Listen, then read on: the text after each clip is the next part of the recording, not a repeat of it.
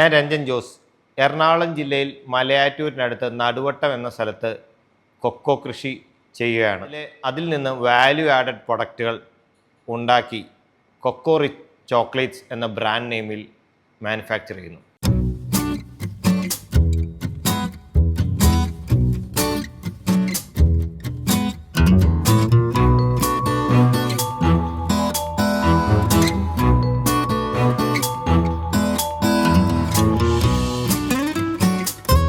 നമുക്കിവിടെ ഒരു 3-4 acre cocoa കൃഷിയാണ് ഉള്ളത്. ഫാദറിൻ്റെ കാലം മുതൽ കൊക്കോ കൃഷിക്കാരാണ്.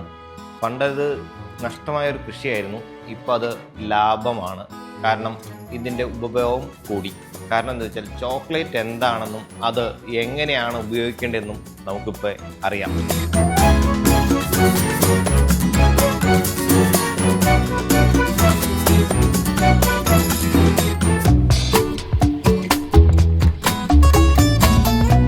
പണ്ട് ഈ കൃഷി ഉണ്ടായിരുന്നപ്പോൾ 1-2 കമ്പനികളെ, കാഡ്ബറി, ക്യാംകോ 1-2 കമ്പനികളെ ഇത് പർച്ചേസ് ചെയ്യുകയുള്ളായിരുന്നു. ഇപ്പോൾ ഒത്തിരി കമ്പനികൾ നമുക്കിവിടെ വന്നു. കുറേ ചെറിയ സ്മോൾ സ്കെയിൽ ഇൻഡസ്ട്രി ആയിട്ടും ചോക്ലേറ്റുകൾ ഉണ്ടാക്കാൻ തുടങ്ങി. അങ്ങനെയാണ് വില കൂടുതലാകുന്നത് ഇതിൻ്റെ ബീനിന്. ഇത് ഇപ്പോൾ നിലവിൽ നല്ല ഡിമാൻഡാണ്. കാരണം ഇതിൻ്റെ ഗുണങ്ങൾ കൂടുതൽ ആൾക്കാരിലേക്ക് അറിഞ്ഞു തുടങ്ങി. കൂടുതലും നമ്മുടെ കൊറോണ വന്നതിന് ശേഷമാണ് ചോക്ലേറ്റ് എന്താണെന്നും അത് എങ്ങനെയാണ് കഴിക്കേണ്ടതെന്നും അതിൻ്റെ ഗുണങ്ങൾ കൂടുതൽ ജനങ്ങളിലേക്ക് അറിഞ്ഞു തുടങ്ങിയത്. അതുകൊണ്ട് ഈ കൃഷി കൂടുതൽ വ്യാപിച്ചു തുടങ്ങി.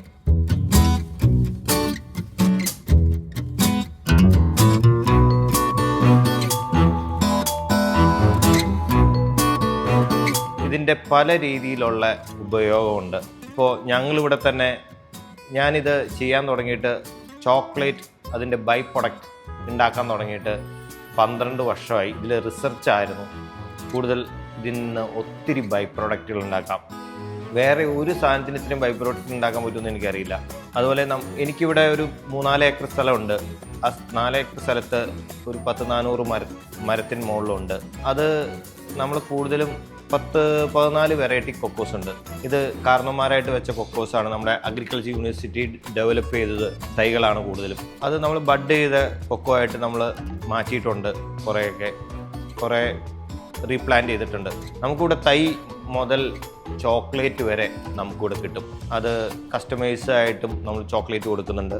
നമ്മളിവിടെ ആദ്യമൊക്കെ ചോക്ലേറ്റ് ഉണ്ടാക്കുമ്പോൾ ഇതെല്ലാം കൊക്കോ കാഡ്ബറിക്കാണ് കൊടുത്തുകൊണ്ടിരുന്നത്.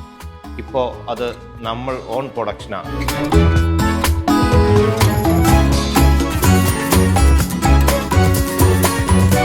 എന്താണ് ചോക്ലേറ്റ്? എന്തിനാണ് നമ്മൾ ചോക്ലേറ്റ് കഴിക്കുന്നത്?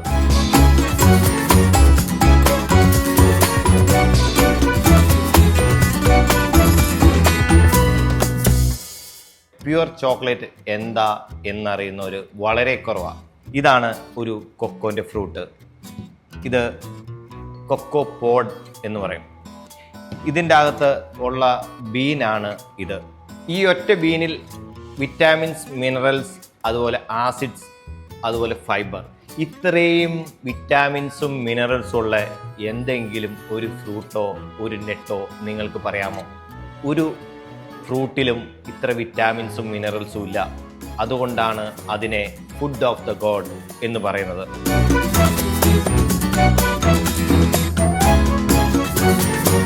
ഒരു ദിവസം ഒരാൾ 6 മുതൽ 10 ഗ്രാം വരെ ചോക്ലേറ്റ് കഴിക്കാം. 40 വയസ്സായ മുകളിലുള്ള ആൾക്കാർക്ക് കഴിക്കേണ്ടത് 80% ഡാർക്കാണ്. 5 വയസ്സായ കുട്ടിക്ക് ഒരിക്കലും ഡാർക്ക് ചോക്ലേറ്റ് കൊടുക്കരുത്. നമുക്കിവിടെ ചോക്ലേറ്റ് തന്നെ 10-13 വെറൈറ്റി ഉണ്ട്. കസ്റ്റമറുടെ ടേസ്റ്റിന് നമുക്ക് ചോക്ലേറ്റ് ഉണ്ടാക്കാം. ഇഷ്ടരുചി 20 മിനിറ്റിൽ.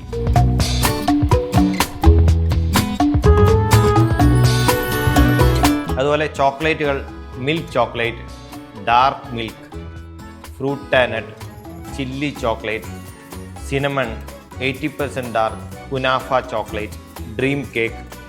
അതുപോലെ ചോക്ലേറ്റ് റിലേറ്റഡ് എന്ത് സാധനവും 99% ചോക്ലേറ്റ് വരെ നമ്മളിവിടെ ഉണ്ടാക്കുന്നുണ്ട്.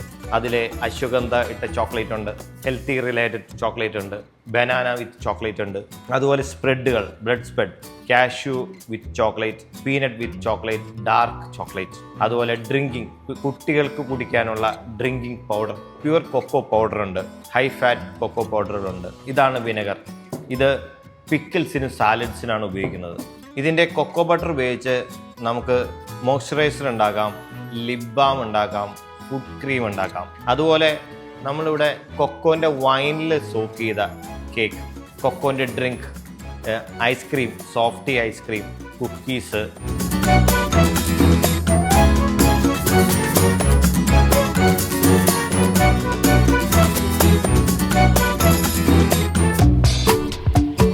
നമ്മൾ കൊക്കോക്കായ പറിക്കും, കൊക്കോക്കായ പറിച്ച് അത് പൊട്ടിച്ച് അതിൻ്റെ ഫ്ലഷ് എടുത്ത് നമ്മൾ ഒരു കൊട്ടയ്ക്കകത്ത് അത് സ്റ്റോർ ചെയ്യും. അത് ഫസ്റ്റ് ഡേ അതിൽ നിന്നുള്ള ഫ്ലഷ് വരും. പിറ്റേ ദിവസം നമ്മളതൊരു വുഡൻ ബോക്സിൽ ഫെർമെൻറ്റേഷൻ ചെയ്യും. ഫെർമെൻറ്റ് ചെയ്ത് അത് 6 days ഫെർമെൻറ്റ് ചെയ്യണം. ചെയ്തതിന് ശേഷം അത് 7ാം ദിവസം UV ഷെഡിലിട്ട് അത് ഡ്രൈ ചെയ്തെടുക്കും. 4 ദിവസം ഡ്രൈ ചെയ്തതിന് ശേഷം റോസ്റ്റ് ചെയ്യും. റോസ്റ്റ് ചെയ്ത് ബ്രേക്കിംഗ് മെഷീനിലിട്ട് ബ്രേക്ക് ചെയ്ത് അതിൻ്റെ തൊണ്ട് കളഞ്ഞ് നിബ്ബായി എടുക്കും. നിബ്ബെടുത്തതിന് ശേഷം അത് ഗ്രൈൻഡറിൽ ഗ്രൈൻഡ് ചെയ്ത് 40 മണിക്കൂർ ഗ്രൈൻഡ് ചെയ്ത് 20 മൈക്രോണിൽ അത് അരയണം. പിന്നെ മോൾഡിങ് ചെയ്യും.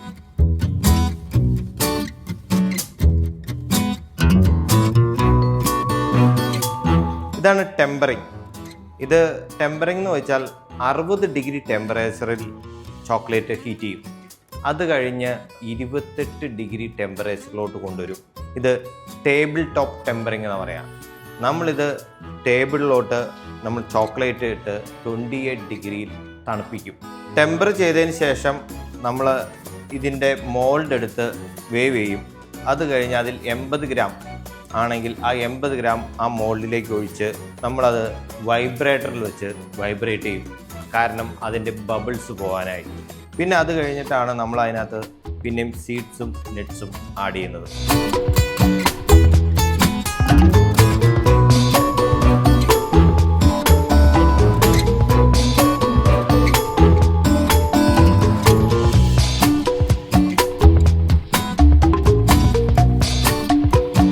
നമ്മൾ ചോക്ലേറ്റുകൾ ഹാമ്പേഴ്സ് കസ്റ്റമൈസ് ചെയ്ത് കൊടുക്കുന്നുണ്ട്. നമുക്കിത് പർച്ചേസ് ചെയ്യണമെങ്കിൽ നമുക്ക് വാട്സപ്പിൽ നിങ്ങൾക്ക് ഓർഡർ ചെയ്യാം. അപ്പോൾ അതിൻ്റെ ബ്രൗഷറും പ്രൈസ് ലിസ്റ്റും അയക്കാം.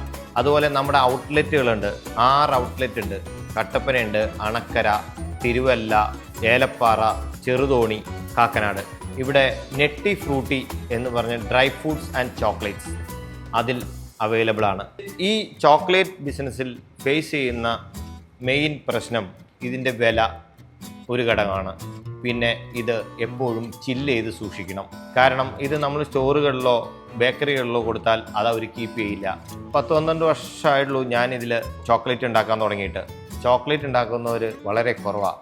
നമ്മൾ ആദ്യം ചെറിയ രീതിയിൽ ആ ചോക്ലേറ്റ് ഉണ്ടാക്കി മേക്ക് ചെയ്ത് ചെറിയ പീസുകളായി കൊടുത്തു തുടങ്ങി. അങ്ങനെ അത് കൂടുതൽ ആൾക്കാർക്ക് അത് ഇഷ്ടപ്പെട്ടു. പിന്നെ ഓരോ പുതിയ പ്രൊഡക്റ്റുകളും നമുക്കിതിൽ ഉണ്ടാക്കാൻ പറ്റി. ഇപ്പോൾ നമ്മളിവിടെ ഫാം ടൂർ എന്നുള്ളൊരു കൺസെപ്റ്റ് കൊണ്ടുവന്നിട്ടുണ്ട്. അത് കൊണ്ടുവരാനുള്ള കാരണം അത് നിങ്ങൾക്ക് ഇവിടെ വന്ന് ചോക്ലേറ്റ് ടേസ്റ്റ് ചെയ്ത് മേടിക്കാം. സ്കൂളിലെ കുട്ടികൾ അതുപോലെ ഒത്തിരി ഫാമിലീസ് വന്നു കഴിയുമ്പോൾ ചോക്ലേറ്റ് എന്താണെന്ന് മനസ്സിലാക്കാൻ പറ്റും.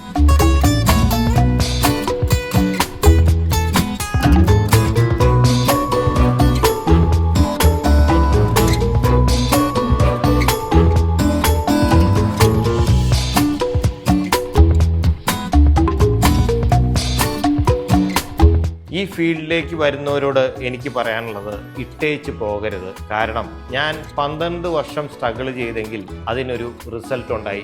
കൊക്കോ കൃഷി നമുക്ക് ആർക്ക് വേണമെങ്കിലും ചെയ്യാൻ പറ്റുന്നൊരു കൃഷിയാണ്. ഇത് ആഴ്ചയിൽ വരുമാനം കിട്ടുന്ന ഒരു കൃഷിയാണ്. ആള് കുറവ് മതി. എങ്ങനെയാണ് നമ്മൾ കൊക്കോ കൃഷി തുടങ്ങുന്നത്? നമ്മൾ ഒരു കൊക്കോ തൈ മേടിച്ചാൽ ഒരു 10 അടി അകലത്തിലാണ് ഇത് കൊക്കോ കൃഷി ചെയ്യേണ്ടത്.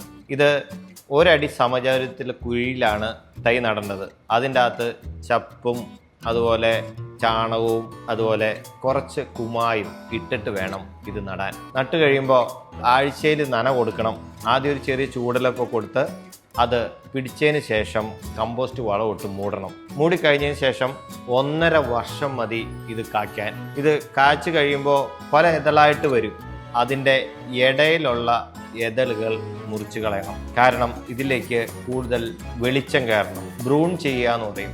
ഇത് ബ്രൂൺ ചെയ്താലേ കൂടുതൽ കായ അതിന് പിടിക്കുകയുള്ളൂ. ഒരു മരത്തിൽ നിന്ന് ഒരു വർഷം 80 മുതൽ 120 കായ വരെ കിട്ടും.